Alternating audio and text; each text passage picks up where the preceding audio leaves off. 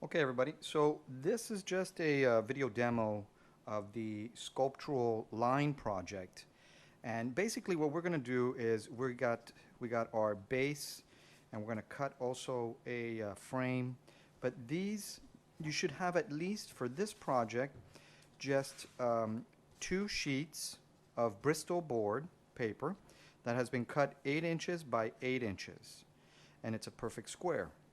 And again, if you want to make sure that you cut a perfect square, just take the measurements of the diagonals, and if they equal or are very close to being exact, then you've got a square, and you avoid a parallelogram or a trapezoid.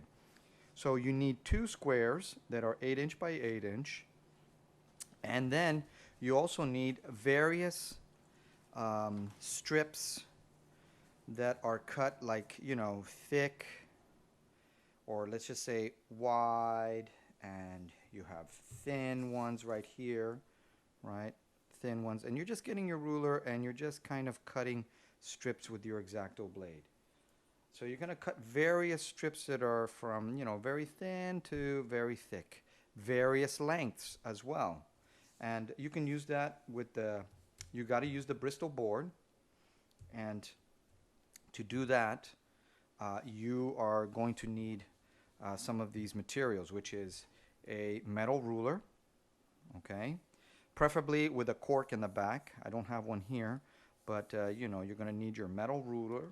You're going to need an X-Acto knife or a box cutter, which is a bigger blade, okay? A pencil, a light pencil, or you can use a mechanical pencil such as this. A kneading eraser.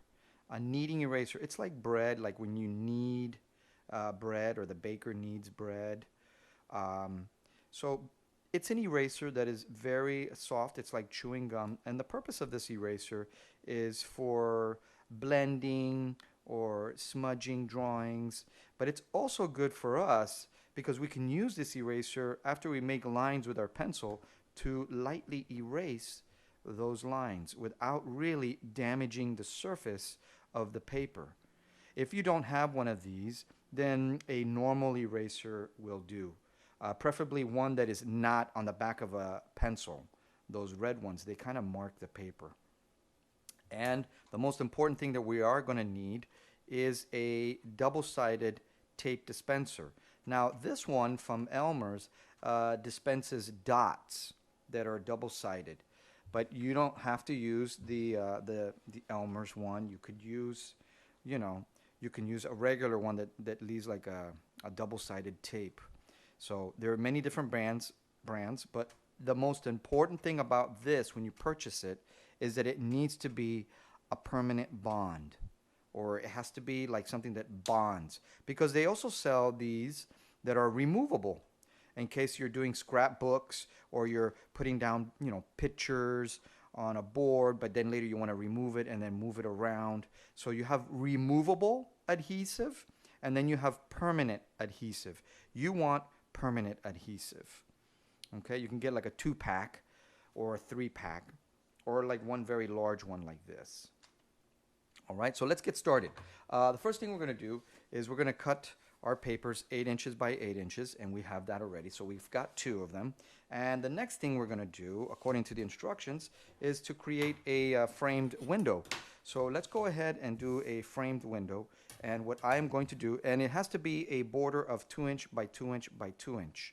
So one of the easiest ways to do this is to get your ruler and do a little dot that's 2 inch, 2 inch, 2 inch, 2 inch all around. Remember that sometimes rulers don't necessarily begin right on that edge. They sometimes begin an 1/8 inch in, like this one. So I'm going to make sure that my 0 line is on that corner paper.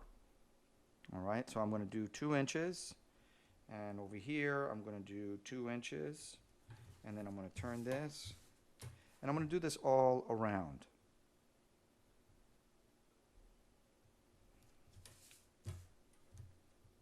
Now this project is about experiencing line.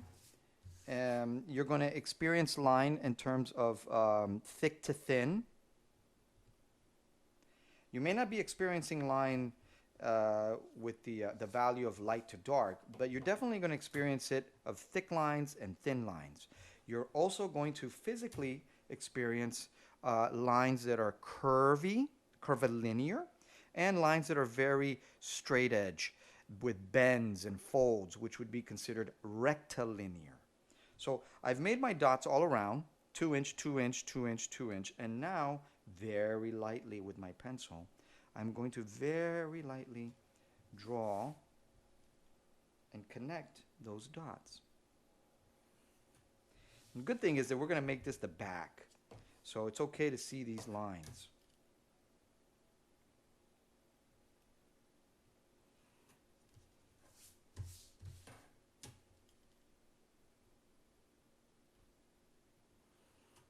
Alrighty. So let's see if you can see it, but there is a square in here, and that is our frame. That is our frame. It's very small, it's very tight, but you can get very dimensional with it. You do have the option, if you would prefer to make it 1.5 inches by 1.5 inches, or 1 inch by 1 inch. If you think this square is too small for your energy of creativity, you may make this a little bit larger if you'd like. But really, the largest, or I should say the smallest border that you can have around is 1 inch. Don't go less than 1 inch. Okay? All right. Now, let's go ahead and cut that square out. This is an X-Acto blade. This will cut. It will cut your finger. You always want to cut away from your body or away from your fingers. So let me show you. What I like to do is I like to take my blade and I like to put it right there on that corner so that I can line up this ruler, and then right there. Now I remove my blade. All right? And then I am going to cut. I'm going to go a little bit past, and I'm going to cut down and release. I've already done my first cut, and you can see it right there. You see that? Oh yes, I forgot to mention, you need a healing pad, a cutting mat. Otherwise you're going to cut right through and destroy the tables or what have you. Okay, so let's continue.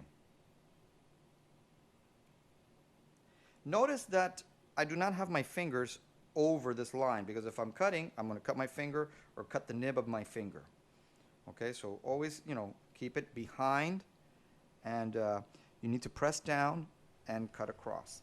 A lot of times, I've noticed that for some people, it's easier for them to do the cutting standing up, because then they're using their arms to push down on the ruler and on the knife. If you're sitting down, then you are using more of your wrist and less of your body weight. So if you're having difficulty, maybe try cutting standing up.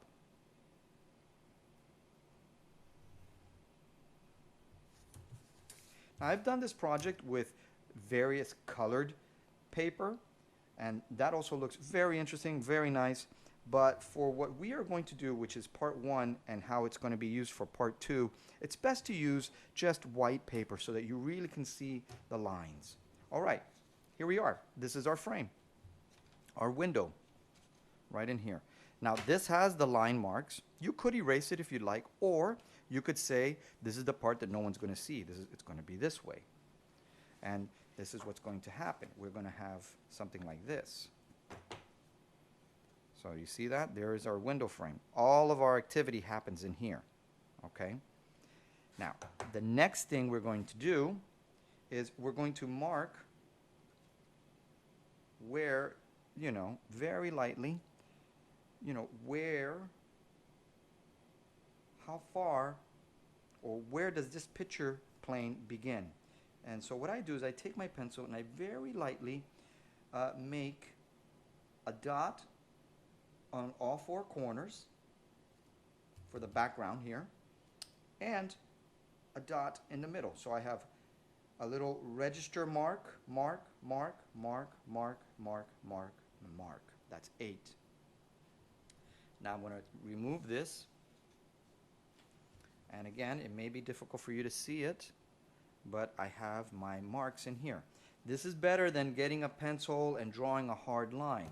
Remember, craftsmanship in design is about how clean can you be.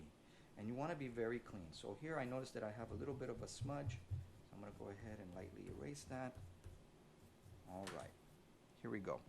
Okay, so now I am going to begin gluing some pieces down. And let me just explain. Let's see. Something curvy could be where you go and you take your paper, and this is the fun part, everybody. You take your paper and you can curve it this way, or you can curve it in on itself, or you can stretch it and pull it out. The one thing that you have to keep in mind is that, let's just say, let's say I'm going to glue it here, all right? Let's do that. So I'm going to take my piece, and you know, again, try not to do it on top of this, you know. I'm going to go ahead and, so you can see it leaves like these little sticky dots. And you could start behind the registered marks or inside the registered marks. So I'm going to go ahead and I'm just going to start right in here, and I'm going to press it down. And this is going to be good enough to hold, all right? It doesn't need to hold up to a hurricane, but you can see that it's on there. It's very quick, it's very clean. We don't need to use rubber cement. I used to use rubber cement, but it's not necessary. So now I'm going to twist this guy, and let's suppose I twist him and I go past this part out here. And you might say, well, what's going to happen? Because this is where my frame is out here. So let me show you what you can do